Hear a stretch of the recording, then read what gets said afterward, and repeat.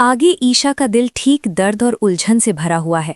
उसकी माँ जिंदगी और मौत के बीच झूल रही है, लगभग कोमा की हालत में है। ऐसे में वो किसी की बात सुनने को तैयार नहीं। लेकिन फिर भी ईशा खुशबू के साथ मिलकर जेल में सूरज से मिलने जाती है तो उसकी आंखों में आंसू और आक्रोश दोनों होते हैं। सूरज लाख समझाने की कोशिश करता है कि वो निर्दोष है, लेकिन हालात उसके खिलाफ हैं। यहाँ तक कि ईशा अपने रिश्ते को खत्म करने तक की बात कह देती है। वो अपना मंगलसूत्र तोड़ने ही वाली थी, लेकिन सूरज उसे रोक लेता है, क्योंकि उसके लिए ये सिर्फ एक धागा नहीं बल्कि विश्वास की आखिरी डोर है।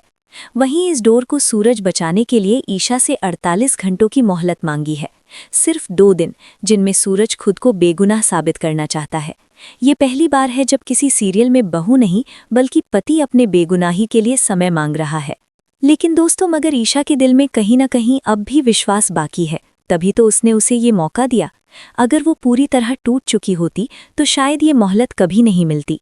तभी सूरज को छोड़ दिया जाता है जेल से 2 दिन के लिए। पुलिस स्टेशन का वो दृश्य भी दिल दहला देने वाला, क्योंकि ईशा भी सोच लेती है कि अगर सूरज ये साबित नहीं कर पाया तो वो खुद सूरज के खिलाफ केस लड़ने का फैसला करती है, और उसी सिलसिले में वो वहां जाती है। लेकिन जब वो सूरज की हालत देखती है तो उसके भीतर का गुस्सा और दर्द आपस में टकराने लगते हैं। एक तरफ माँ की जिंदगी का सवाल है, दूसरी तरफ पति की बेगुनाही की पुकार। सूरज को यकीन है कि उसे फंसाया गया है। उसे लगता है कि असली साजिश कहीं और रची गई है। ज्यादा दूर जाने की जरूरत नहीं। ईशा के घर के आसपास ही कोई ऐसा राज छिपा है जो इस पूरे मामले को पलट सकता है। शायद गुलाब सिंह के पीछे कोई गहरी सच्चाई दबी हो, शायद असली गुनहगार कोई और हो जो पर्दे के पीछे से खेल खेल रहा हो। और वीडियो आपको अच्छा लग रहा हो तो एक लाइक करके चैनल को सब्सक्राइब कर लेना। फिर अब सबकी नज़र उन 48 घंटों पर है। क्या सूरज सच में अपनी बेगुनाही साबित कर पाएगा? क्या ईशा का विश्वास फिर से लौटेगा? आगे ईशा की मां अस्पताल में इशारों में उसे समझाने की कोशिश करती है कि सूरज, गुलाब सिंह को यहाँ से भगाओ, वो मुझे मार देगा। लेकिन सबसे बड़ा सवाल यही है कि क्या ईशा अपनी मां के इशारों को समझ पाएगी, या फिर बेचारा सूरज अभी कुछ और समय तक जेल में चक्की पीसता रहेगा। क्योंकि दोस्तों, आमतौर सीरियल की बहुरानी सच पकड़ने में तेज होती है, पर इस बार ईशा की समझ पर जैसे पर्दा पड़ा हुआ है। उसकी आंखों के सामने सच्चाई है, फिर भी वो देख नहीं पा रही।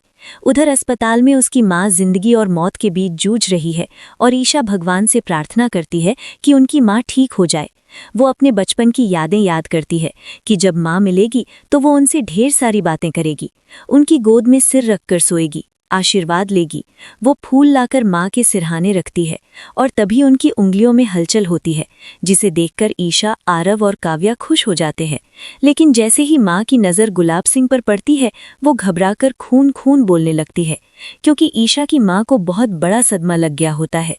ईशा समझ नहीं पाती कि आखिर माँ ऐसा क्यों कह रही हैं, जबकि असल में वो उसी खून की तरफ इशारा कर रही हैं जो गुलाब सिंह ने करवाया था, और सूरज पर झूठा इल्जाम लगा दिया गया। गुलाब सिंह को डर सताने लगता है कि कहीं सारा सच सामने ना आ जाए, इसीलिए वो चुपके से ऑक्सीजन पाइप निकालकर ईशा की माँ को मारने की कोशिश करता है। कावेरी ये सब देखती है, पर वो बोल नहीं पा रही होती है। माहौल और भी ज्यादा तनावपूर्ण हो जाता है। माँ बार बार खून कहती रहती है, लेकिन ईशा उसी भ्रम में उलझी रहती है कि गोली सूरज ने चलाई थी।